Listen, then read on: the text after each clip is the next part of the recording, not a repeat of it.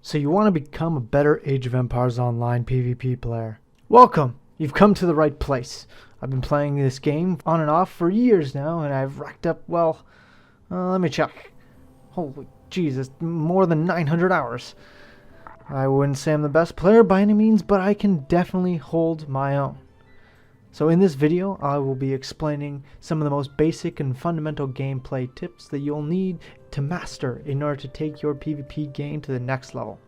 If you're able to understand these 5 basic tips and continue to practice, I promise you'll begin winning a bunch of your games.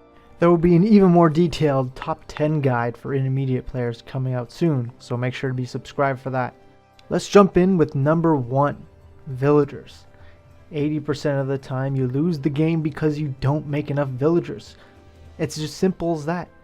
The truth is, you can almost never have too many villagers. When you think you have enough, make 10 more. The sweet spot is somewhere between 60 and 90 villagers.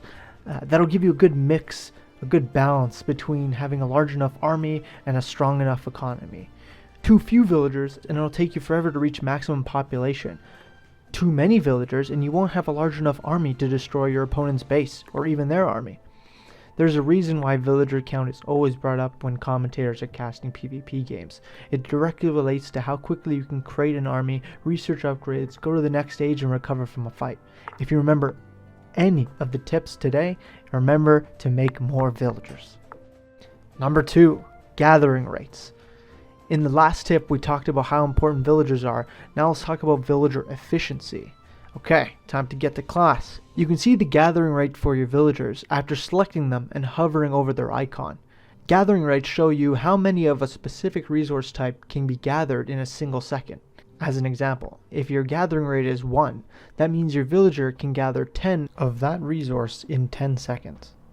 At which point, their carrying capacity will be full and they'll have to head to a resource drop-off point. Gathering rates are extremely important to remember because depending on the type of resource your villagers are gathering from, the gathering rates can vary greatly.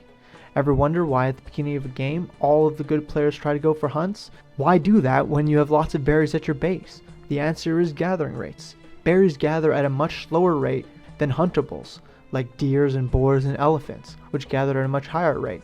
Especially in the early game, gathering from hunts instead of berries is like having a couple extra villagers on food. Gathering rates. Now you know. Number 3, storehouses. You can tell how good somebody is in the first 2 minutes of the game by asking yourself 2 simple questions. 1, are they gathering from a hunt? As we saw before, you gather much faster from a hunt. And number 2, are they using storehouses correctly? Just like gathering rates, storehouses are meant to increase the efficiency of each of your villagers. Think about it. Time spent running between your gold mine and your town center is time that your villagers could be spending gathering resources. Let's do an experiment. Here, I've lined up 4 different sheep, each at different distances from the town center. The first represents the optimal distance to gather from a town center, or in any case, any storehouse, whether it be a regular storehouse or an ox cart or a dock. The second represents roughly the distance between your berries to your town center. And the third and the fourth are there for example purposes and, depending on how badly your wood line gets, could be representative in your games. You can see how quickly the first villager closest to the town center is able to finish gathering from their sheep before anybody else.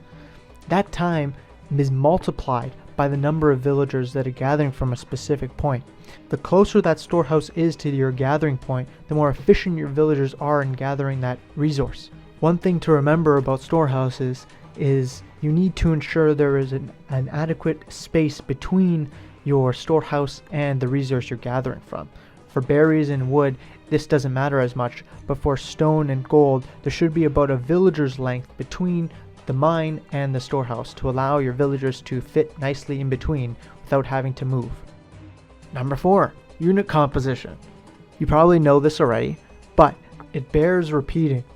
Specific units usually get a multiplier on their damage per second, or DPS, that allow them to do more damage to a specific unit type. Typically, Toxotes and other bowmen are good against infantry. Infantry, like spearmen, are usually good against cavalry, and cavalry are good against ranged units.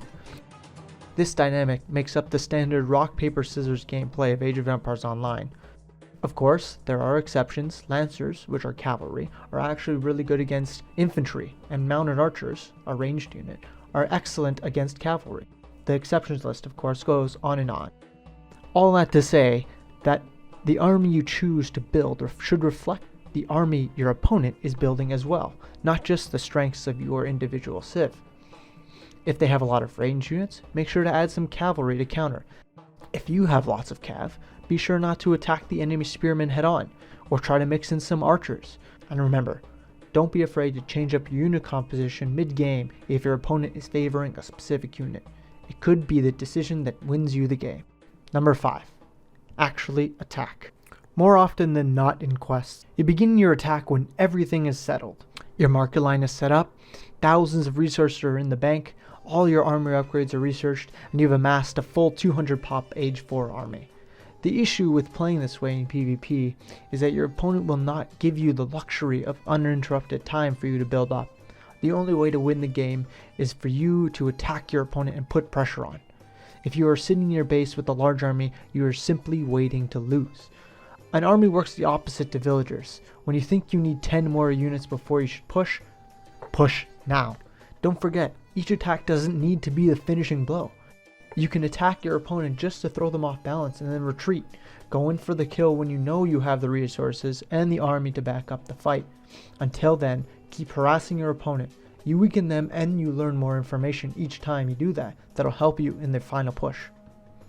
So that's it. 5 beginner tips to improve your PvP skills in Age of Empires Online. Only thing you need to do now is practice. Don't get discouraged and keep practicing until these 5 tips become second nature. Thank you for watching, and I'll see you in Sparta.